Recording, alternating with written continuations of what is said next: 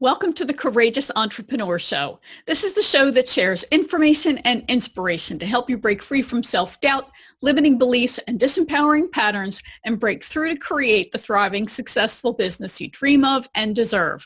I'm your host, Winnie Anderson. This show features interviews with entrepreneurs who've overcome amazing challenges to create success on their terms and experts who share insight and practical information that can help you break free from your blocks and move forward with courage, confidence, and clarity.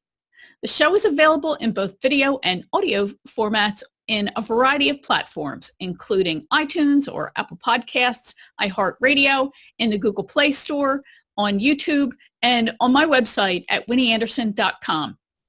If you like what you hear, I hope you'll share the show with others, and I hope you'll decide to join my courageous community. You can do that by becoming a fan of the show on my site at winnieanderson.com/fans. And when you do, you'll get episodes delivered right to your inbox, along with information, tips, and resources to help you consistently move forward to reach your biggest goals. You'll discover how to position and pre-sell yourself as the unique solution provider you are, and ultimately to profit from your expertise, all while you build a business in alignment with your faith, beliefs, and values. One of the things we know to be true is that we all want to work with experts.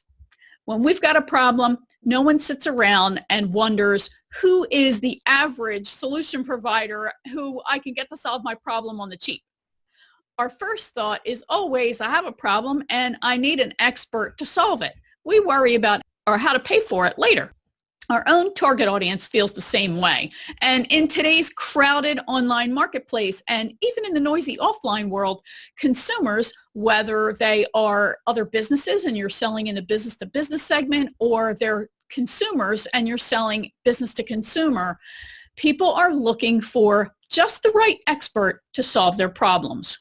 Now, as much as it might be difficult to put ourselves out there, to make a clear stand, to communicate our point of view, we have to do it. We must do it. Our audience, your audience, is best served by you, not somebody else. Building your brand as a thought leader is an important part of that process. To discuss this idea, I've invited Samantha Riley on the show.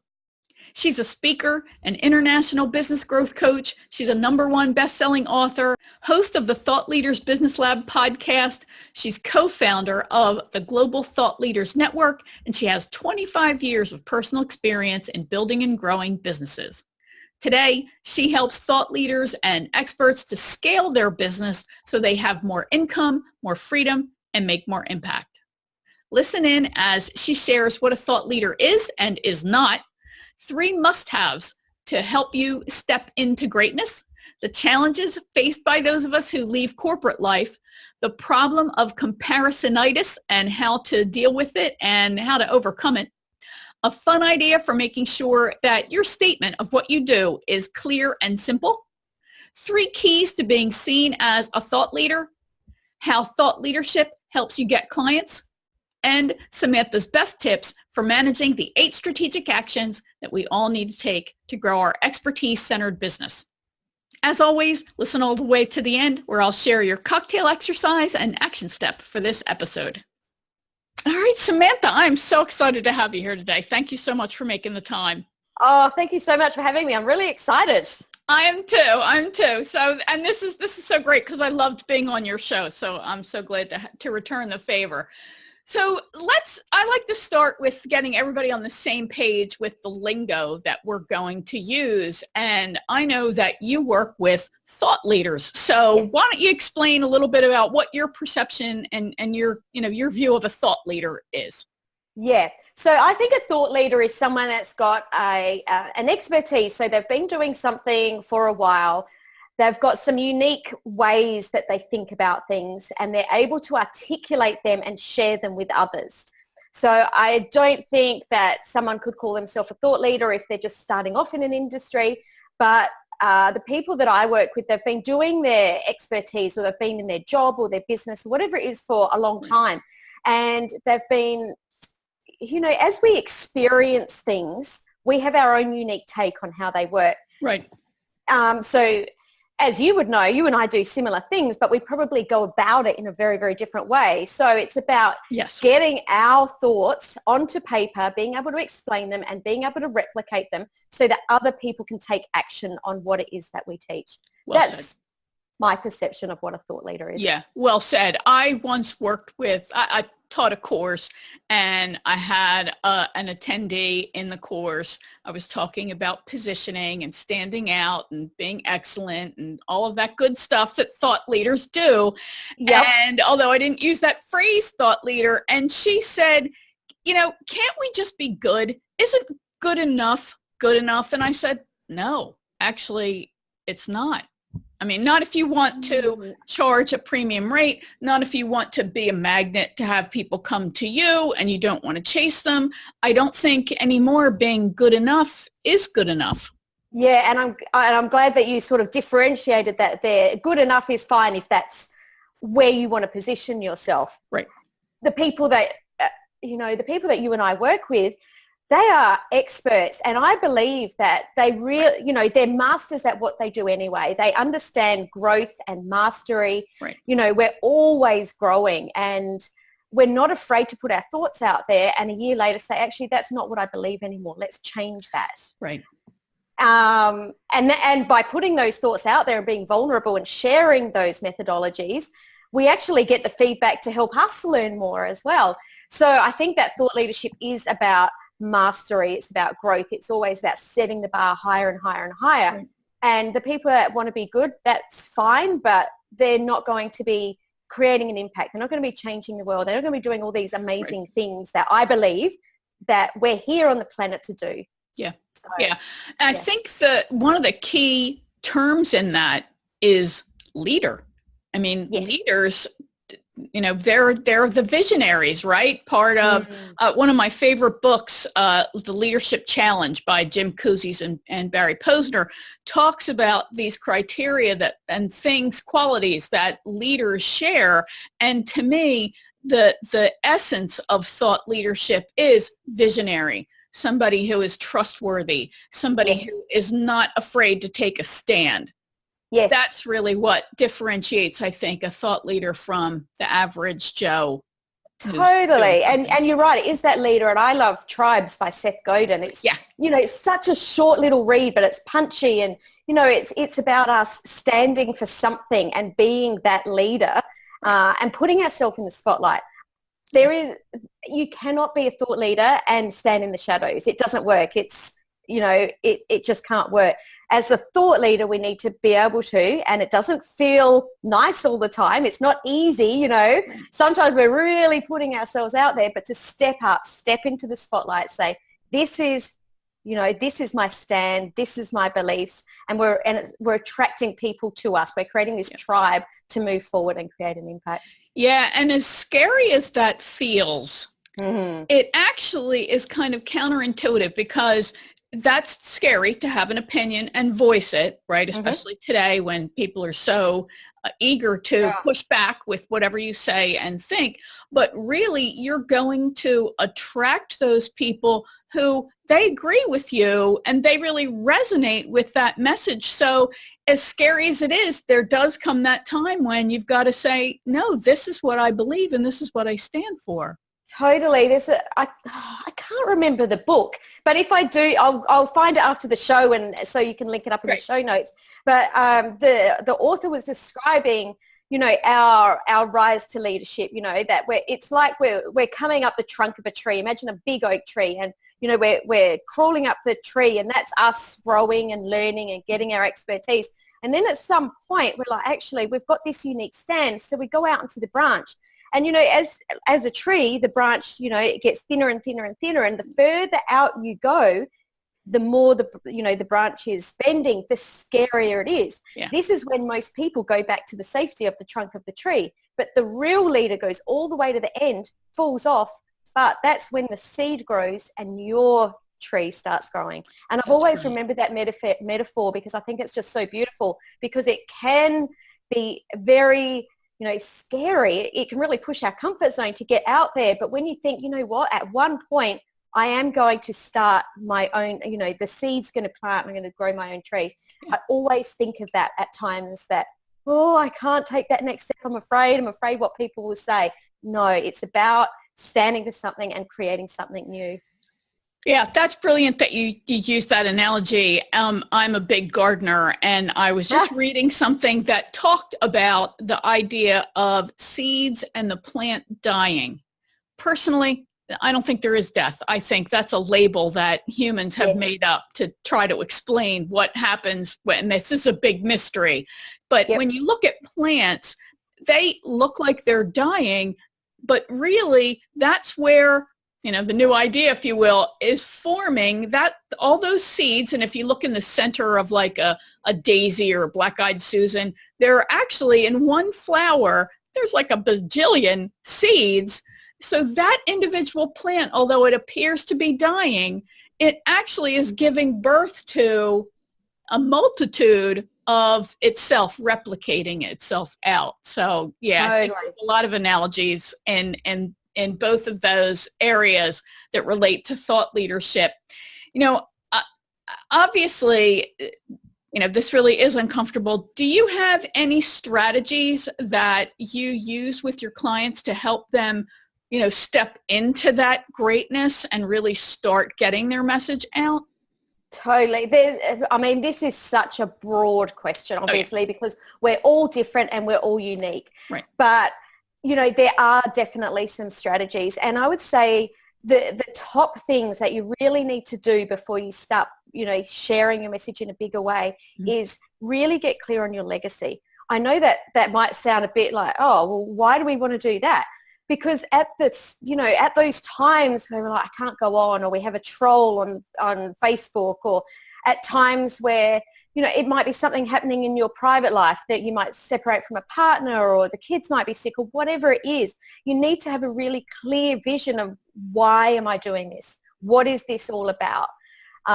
Because, when you can really tap into why am I here, then you'll have that impetus to move forward. So that's one thing. Second thing is to be really, really clear on your core values. I think this is such an important piece that I take my clients through right from the beginning. And again, it's because you need to know, what is it that I stand for? What's important to me? When you're in alignment with your values, it's a lot easier to make a decision of, actually, this isn't right for me, or this is right for me. I'm going to move forward. And when we're not clear on our values, they're the times where we're unable to make a decision, or things feel wrong in our gut and we don't know why. So, they're not the sort of the normal, I guess, actionable, do this and do that. But those two pieces are really important. Get very clear on your legacy and be very clear on your core values. I've actually got my core values right behind my computer on my desk. Awesome. I've had it done by a designer. It's beautiful. Nice. I love beautiful things. It's laminated. It's up there. And it's just a constant reminder of, this is what I stand for. Even though I know them inside, it's just nice to have it there. My number one core value is love. I think that if we're putting out love, attracting love, it just changes everything. But to have that there as a constant reminder makes it so easy when things don't go right, and you get that, that moment that we all know about, to go, actually, like, just breathe. Let's put some love into this. And this wasn't actually about me at all. This is about someone else. Let's give them some love. And the other thing that I would say is very important is to have a very close inner circle of people around you, not just to help you with the parts of your business, like your accountant and, your lawyer, right. the trusted people, but also trusted friends. So these are people that, you can pick up the phone and just go, blah. They're people that will call you out on your, I'm going to crap, call you out on your BS stories. Right. But at the same time, they're so close to you. They know the difference between, you need to kick up the butt, and actually, let's give you a hug today because that's what you need. Yeah. They're people that push you and inspire you to think and act and be bigger. They're not small thinkers. They're people that always support you. So I think that they're the three biggest things that you need to have. They're not tools as such, but they're really, really important to have. Yeah, I amen on that, and I'm with you on the love thing. And I love that you have that visual cue so right there, Yep. because I think we tend to forget, and I know I'm saying this in the middle of a messy office, I think we tend to forget the power of that environment. You know, the brain is always gathering data and inputs from the environment that you are placed in. So that's why I think it's so important to surround yourself with beautiful objects, things Mm-hmm. that make you happy, that bring you joy, that really do Yes. bring you those memories of love, and that remind you this is what's important. And because, yeah, we all have those moments when we go, why am I here? why am I Absolutely. Well, actually on that, I also have to my right 2 photos. I've got one of my 3 children. It's my favorite photo of them. It was a random photo that they didn't even know that we were going to take, and they were all sort of on top of each other and laughing. And my kids are actually adults now. So it was a great photo. I have that there, and I have a photo of me and my new husband. We only just got married a few weeks ago. Thank you. So I have those 2 photos there as well. So again, it's the visual cue of me sitting there going, oh my goodness, I cannot do this today. Yeah, I can. I'm doing it for these people because these are the people that are really important to me. And I think a lot of people say, you need to be, don't do things for other people, do them for yourself. Well, if that works for you, that's great. But for me, I actually am really motivated by making sure that these people that I love are proud of me and that I'm doing right by them and building my business. So that visual cue for me is really empowering. And I guess the moral of that little story and why I shared is don't worry what other people say. Whatever motivates you, go with that. We're all unique. Just go with what it is that feels right for you. Right. I agree. But that is so hard to do, especially for those of us who came from a corporate experience. Yes. I think that after decades, let's face it, after decades of corporate life, I think that, I tell people you really need to give yourself time to detox, because at some point you forget what your values really are. It's great when you find a company that is in real alignment with your own values and that you can really be behind and support them. But of course, they're out for shareholder value. You're out for something different. And then you go out on your own and it's like, what in the heck do I even believe? And what's really important to me now? So can you talk a little bit about this issue and how we can leave corporate life and really start to identify, okay, these are the skills I want to use. These are the things I really believe in. And this is what I want to give birth to in the world. And I know that's a big question too. But it's such a great question, because I know this is something that you and I have chatted about before. When people come out of corporate and they've been very successful and they're surrounded by a team and,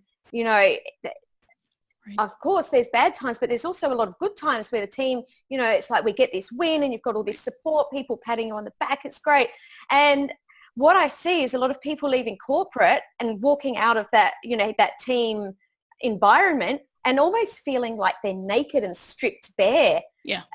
Feeling very vulnerable because all of a sudden they don't have that team. They don't have the support. They don't have, the person that they can ring and say, hey, I need this report or I need whatever it is. I don't have a budget anymore. I don't know what I stand for, very much so. And I from what I've seen, the one of the most important parts is to actually sit down with someone and sit down with the right person to help you extract what it is because a lot of times we do things, it's the things that come to us so easily that we're good at that we don't even realize that it's our thing. That we're like, oh, doesn't everyone know that? Can't everyone do that? It's those things that's our genius zone. And we need someone else to help us draw that out. That's my genius zone, is drawing out other people's genius zones. However, I can't do it on myself. I still have someone else ask me the questions to draw it out, because we get caught up in our head asking ourselves the same questions or getting caught up in our own story. We need a different perspective of someone asking those questions. So get someone to help draw out what it is that is your genius zone, and what makes you unique, and that unique standpoint of yours, because otherwise it's really hard to tap into it. What is that 10 out of 10 that you're good at? Exactly. And you'll spend years. I got news for you. If you do not do this with a paid professional who is an expert, sure, he might have some friends and they might be really good at it, but they're still going to have that friendship, right? There's still the emotional attachment to you. To have somebody who is truly neutral, who can really say, look, I think this is really your thing. This is really what you're great at. I have friends who I watch suffer. I'm like, will you please pay somebody? Please, you need to work with somebody, because I screwed around for years, wandering in the dark until I need help and I got to pay to get it. Absolutely. Yeah. People say that you can find anything on the internet and you can find it for free. I actually a big disbeliever in that. You'll get a lot of what to do, but you won't get any how to do it for free. And that's why people that are downloading every free lead magnet off the internet every single day, they're not getting anywhere, because they still don't know how to do it. So you'll get the what on the internet, but not the how. Get professional help. It's just, if you want people to invest in you, you need to invest in yourself first. You need to prove to the universe that you're good enough to take on being able to look after other people. Yeah. And this issue, even if somebody gave you a roadmap and a compass, you still are going to have questions. I mean, learning is really processing information, right? We are social animals. We were made to be social, and education and learning often requires processing that involves another person. So it's the rare person who can read something magical and go, oh, I'm done. I'm right there. But even more than that, I was actually on a Q&A call with my clients yesterday, and one of the girls said, oh, Sam, I want to thank you so much for really forcing me. I didn't force her, but really making me stick to having a Facebook group. So the way she explained it was 6 months ago, I said, you need to have an audience. There's no point selling to no one. You need to have an audience. Facebook group's the best place to do it. Build a Facebook group. And this was for her unique, what she was selling, right? Facebook group might not be best for everyone. But, she started off and she said, I just really wanted to give it away. It was taking up a lot of time. It was taking up a lot of headspace. I didn't understand what I was trying to do. I didn't get the outcome. I didn't understand how to converse with my, the people that were coming into the group. Right. She said, but because we just went, keep going, keep going, keep going. I'll give you the next little bit. Do this as we go along. And she said, all of a sudden, about this month, she's gone, I get it. It's now turned into a habit where she automatically goes in each morning. She knows what to do. She does it. And she has clients coming into her funnel, or prospects coming into her funnel every single day. So she said it was just that reassurance to build the habit. So it wasn't just knowing how to do it. It was also having someone there while the habit was created. Exactly. That's exactly right. And we get so close with just a few more steps and you'll do it. I did an interview with Mike Michalowicz, who is great person. He's such a great guy, right? He's a fabulous guy and a great author. He's got a new book out, but he's a multi-New York Times bestselling author. He's just fantastic. And he really stressed in our interview, change one thing. Don't just throw out everything and start all over. And I know it's so tempting when you're banging your head against the wall and feel like nothing is working. I'm going to do everything brand new.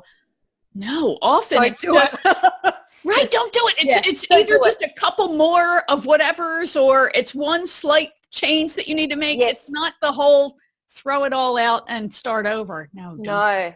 For so many different reasons, but let's not go into that because I'm sure he covered that very well. Yes. So we go on for hours about that. Let's talk about something else that I think thought leaders especially can struggle with as we're building that whole brand and that positioning. And it's what one person called comparisonitis. Yeah. and because of course suddenly we're in this milieu, right? We're in this environment where we see everybody doing the same thing we're doing, and that's what we think it is, the same thing. Or, oh, that person's great, I stink. How do you help people deal with comparisonitis? Do you have any tips for that? Oh, this is such a big thing right now in this world of social media. And I say, I started my business 25 years ago, and back then it was so simple in this way because we didn't know what anyone else was doing. That's right. So it was great. We could just do our thing, and I didn't know if it was right or wrong. And that was so good because that helped me to understand, I'll try this, and it either worked or it didn't. I didn't know whether it was right or wrong. Right. And now we have this in our face all the time. The biggest thing is to step away from social media all the time. I absolutely 100%, you have to be there. As a thought leader, you have to be there. That's where you need to be seen. It's a great place to make connections. We met on social media. Yep. I love it. But don't sit there all day just scrolling because your news feed isn't reality. And I talk about this all the time. Your news feed is an algorithm of things that are popping up. I had a situation, it's actually funny. So my kids are adults. I just remarried, like we said before. And as soon as I changed my status on Facebook to married, all these ads started coming up for getting pregnant and having babies. I was looking at it, just laughing, going, "Oh my God, I think I'm a bit old for that. I think we've been there, done that." But at that point, that could have been my reality. It was my reality on a screen. So because I know social media very well, I thought I'll just change this because I don't want this in my face. So I just went and jumped on a few travel sites because I knew that they would retarget me, and my newsfeed changed to travel from babies. But that's a perception of what reality is, right? So the longer you sit there, the more can go in, and you are only seeing people's highlight reels because we do want to put our best foot forward. I don't think there's anything wrong with not wanting to whinge or not putting a picture of us, with our mascara hanging down our face. I don't think we should be doing that, but understand that what we're seeing is the best bits of everyone's life. So just step away. It's the easiest thing. Step away from social media in that way. Don't take it in and just swim in your own lane. Yeah, that great advice. I interviewed a young lady who has been building a career as an entertainment journalist. She's fantastic, and talk about somebody who's done this, on her own. She's just has really achieved some really great things in the region, and she talks about how people see these videos I do, these interviews I do with these big celebrities, and I'm at all these events. She said, and then I come home and it's 2 a.m. and I just want to go to bed and boo-hoo, and I have to type up all of this, the article, and I have to get it, and basically I'm making peanuts here while I'm trying to build this reputation where my stuff would get picked up by a bigger show and I'd get paid more and blah blah blah. So exactly the point. Here she's in a fabulous gown. Meanwhile, she's really got to sit up late at night and do something that you really don't want to do anyway. So exactly. Yeah. And no one wants to see that, right? We don't want to see her, at that 2 a.m. in the morning. So no. Yeah, it just, swim in your own lane. Put your blinkers on, your blinders, whatever it is. Yeah. And remember that's I love that I had just written something about that the other day, that you're saying the highlight reel, not somebody's blooper reel. Almost no one shows you the bloopers. It's all that's exactly right. I'm so fabulous. So what do you think? So somebody says, I'm going to stand out. I'm really going to position myself and differentiate myself, and I'm going to be a thought leader. I'm going to step into that role. Are there some standard things that thought leaders do that folks should look at as they build their own toolbox of the credibility items? Are there certain things that thought leaders really are doing that maybe we should all think about doing? Yeah, totally. I've actually got a thought leaders positioning model, and it covers 3 key areas. Right. So the first key area is your positioning. So in your positioning, you need to make sure that you've got your message super, super clear. And I call it, the post-it note method. If you can't write what you do on a post-it note and it takes multiple post-it notes, then your message isn't clear enough yet. That's so great. You need to get very clear on your message. You need to get very clear on your, I say niche, I know you say niche. You need to get very clear on your niche and double down. So when you think you're clear, can you actually double it down even more? Yeah. Because it's very hard to be the go-to expert in your niche if it's, millions of other people that are in there. So how can you double down even more? Right. And, think about your unique experiences, your talents, things that have happened to you in your life. What can you do that makes that so unique that no one else is doing it? And the third piece is building your audience, because like I said before, you can't sell to no one. So there's lots of different ways to build that. So that's in the positioning piece.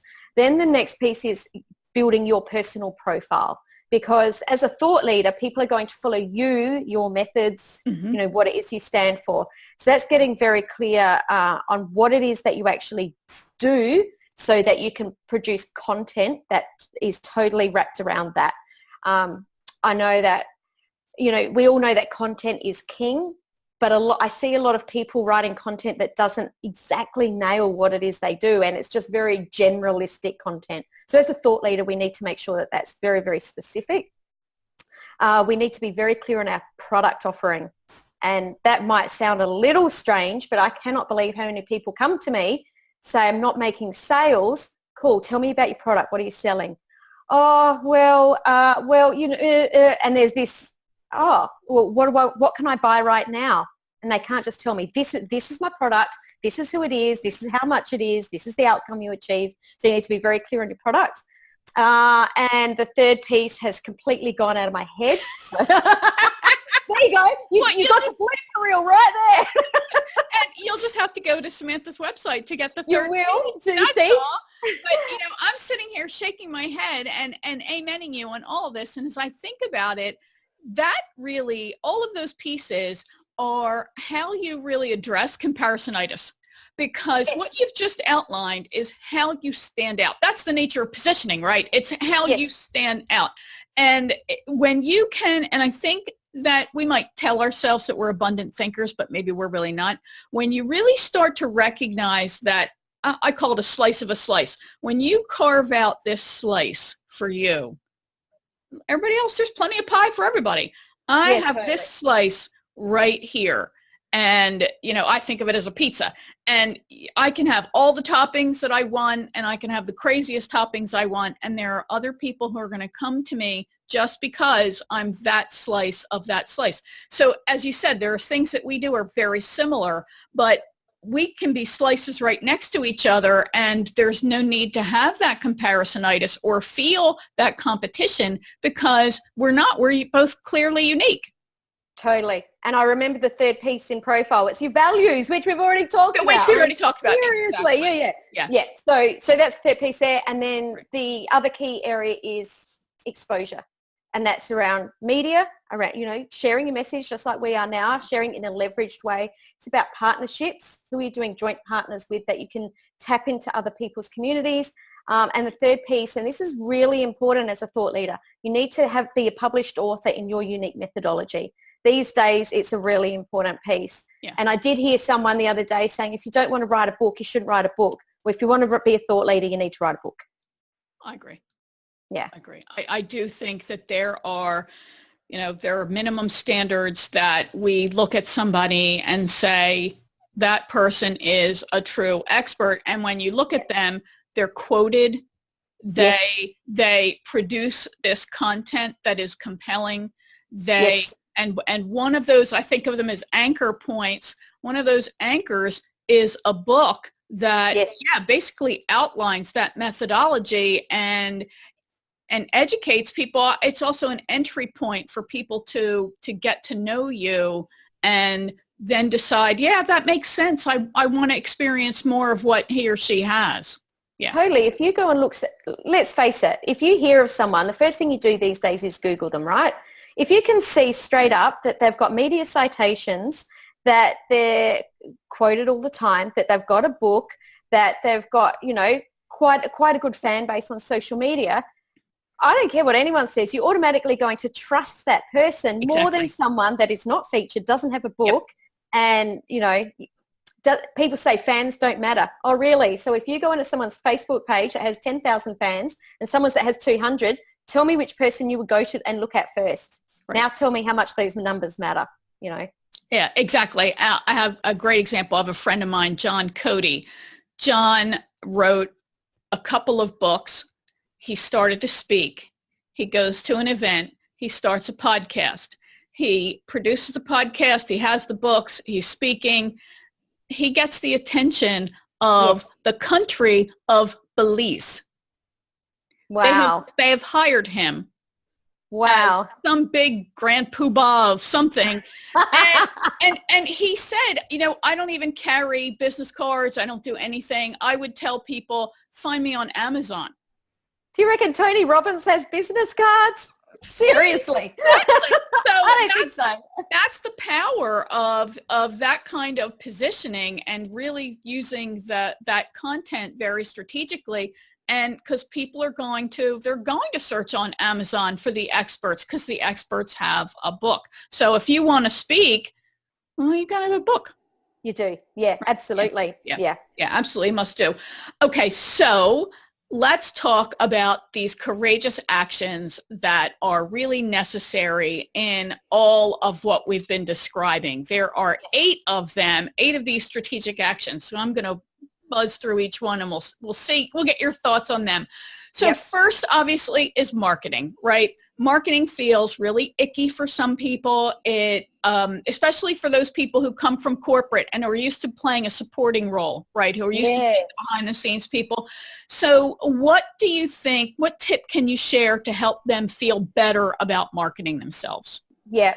I think the number one tip is understand your ideal client and understand what their biggest problems are and how you can solve them. So instead of going out, I think a lot of people think marketing is buy my thing. It's not. It's explaining, if you've got this problem, would you like my help with it? This is how I can help.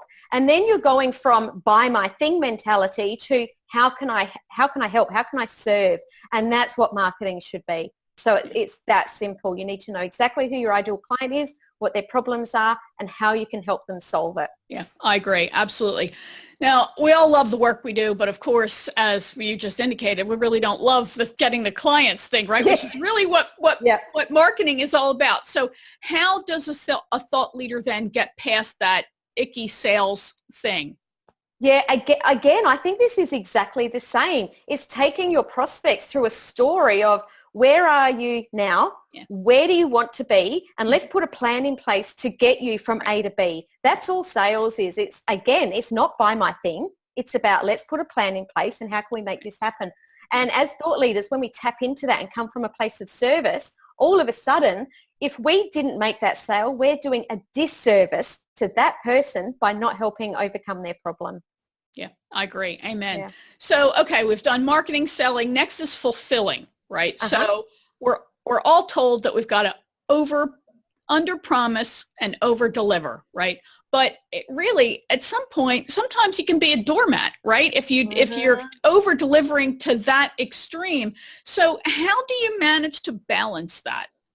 I'm going to make a stand here and say I actually really don't like that saying of under promise and over deliver. I don't like it. Yeah. The reason I don't is I think it's exhausting. And so it's not sustainable. It's not. And think about that client that you just can't, it's like you're dragging them. You can take a horse to water, but you can't make it drink. And there are some clients that it's like, come on, like I have the solution. I think it's like you don't over deliver because you're using so much energy going to that person. They need to come to you. So it's like, are you going to meet me halfway? And sometimes you need to be that open. Are you willing to meet me halfway? Because I can help you, but while you're over there, I can't help you. You're out there on your own. Right. And a really great way to get around this is to be very clear about this in your onboarding process. So in my onboarding process, the very, very, very first thing that happens is I've got a document. And it's it's called the Black Diamond Promise. Black Diamond's my mastermind. And I've got 2 columns. One is what I promise to you. And it's about all of those things. I promise to, stay up with the latest marketing tactics. I promise to blah, blah, blah. My bottom promise is I'm only human. I know that sometimes I get things wrong. I promise to make them right as soon as I can. And we have a discussion about this. And then on the other side, and you will promise, and there's a small list of things. I promise that I will pay on time. I promise that I will refer clients to you. So we actually get very, very clear on that before we even go into our very first coaching call. And I think that that's just setting the benchmark of what our relationship looks like moving forward. So I think that's, a really, really great way to make sure that everyone's on the same page. Yeah, that's outstanding. And, I'm going to have to try and search for this, but I actually read an article that was a study that said clients just want you to say what you're going to do and do it. They don't want this whole game playing of, I'm going to give you whatever. They just want you to do what you say. Yeah. How often do we hold ourselves back because we're afraid of doing something wrong? And how different would it be if you just say to your clients, guess what? I'm going to get it wrong sometimes. When I do it, please tell me and I'll make it right as quickly as possible. Imagine how different that conversation then becomes. Yeah. It makes it so easy because you're not afraid of taking the next step in case it's wrong. You're just taking that step. You're moving along quickly. And if something happens, you just fix it. Yeah. There's no icky feeling about it. Yeah. Yep. Yeah, that's really brilliant. Okay, so now we're into creating. So what do you think, and maybe we've already answered this, what do you think is the most important type of content for us to create as thought leaders? What puts you in the spotlight in the best possible way? There's so many different ways to create content. There's video, there's audio, there's written, and in that there's so much. Start with what feels easiest and then open up to the rest, because if we really do want to be positioned as thought leaders, we do need all the things, but start off with your genius zone first and then move forward with that. So the key piece in content creation is be very, very clear again on what your ideal, like what it is that you do, your genius zone, and just talk about that. Yeah. Just talk about that. Yeah. Yeah. Great. Okay, next is managing, right? The business end of business. So there are so many facets to managing a business as you grow it. Now that you've been in business 25 years, is there something that you can look back on and say, I wish I had paid more attention to this in the whole managing piece? Probably not more attention, but what I wish I had have understood a little bit earlier was the importance of systems and frameworks. I'm a massive, everything I do is systems and frameworks. And I often laugh at my clients if they're, when there's anyone around, they'll go, Sam's got a system for that. Sam's got a framework for that. And if I don't, I'll create one in the next 10 minutes because that's the only way that we can grow our business. And, I came from a McDonald's background. So my very first job was McDonald's. I understood systems, but I didn't realize early enough how those systems then, how I replicated those systems in my business. Once I got that, and we're talking back in 96, 97, we grew our business from 500,000 to $1 million in 6 months. And it was purely because at that time we went, what needs to happen? And I went, you know what it is? It's systems. The staff are getting things wrong. And from that point, we implemented systems in our business, and in my business now, I think I've even got more systems. I have systems and frameworks for everything. Yeah. They really do set you free, and they set other people up for success. 100%, all of that. Yeah. So next is growing. As the business grows, of course, we need to grow as people and as professionals. So is there one area that you would like to grow in at the place that you are right now? Me right now, wow. Growth is, again, one of my core values. So if we look at the wheel of life, for example, we've got relationships and health and wealth and, our business or our career. We've got all of these different things. I have coaches in all of the areas. and I have had for probably the last 5 years, and I will continue because my business is just an extension of who I am. So I want to make sure that I've got the best marriage possible. I want to make sure that, that I'm setting myself up for financial security. I want to look after my wealth, not just for now, but in the future. I want to be the health-wise the best I can be so that I can be the best in my business. So is there an area? No. Will I continue to grow? 100%. Yeah. So it's 100%. really just that total person that you are, and that self-awareness and constantly, that continuous improvement that we all talk about. Right? Totally. Yeah. Yeah. All right. So last but by no means least, we know that living, obviously, this is what we're doing this for, right? So what is one of your best practices to make sure you're building a life in addition to building a business? Oh my goodness, I didn't know you were going to ask this, but this is the most perfect question because what I'm about is creating a business and a life you love. Your business, like I just said, is an extension, but why are you actually doing this? When you look back, do you want your life to be just about business? The reason this is so important to me is because in my first business, it was just about the business.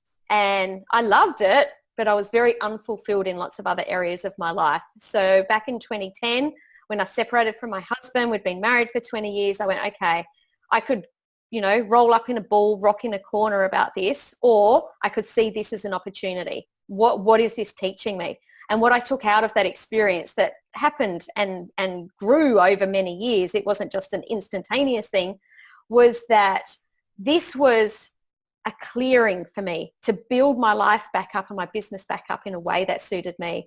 So I looked at my core values. I know love, freedom, beauty are my top 3 values. So if I make sure that every single day I've touched those 3 core values, then I'm giving the best I can. So I need to make sure that I'm traveling all the time, or I go out and walk every single day. Every single day I start my day outside. That's the freedom, it's the health, it's the mental clarity, it's all of that. I like beautiful things. My home is beautiful. My balcony is beautiful. If we go out for dinner, it's to beautiful restaurants. I need to make sure I've got people around me all the time. I'm not an introvert. I am an extrovert. So I need to make sure that I'm surrounded those people. So it's about making sure that my core values are being utilized, or I'm tapping into them every single day. And it really is about creating a whole life that I love. Yeah, outstanding. Sam, I could go on for hours. This is so fascinating. And we're so connected on so many points, but everybody will be happy to know we won't. So let everybody know exactly what it is that you do and who you work with best, and where can they go to learn more about you.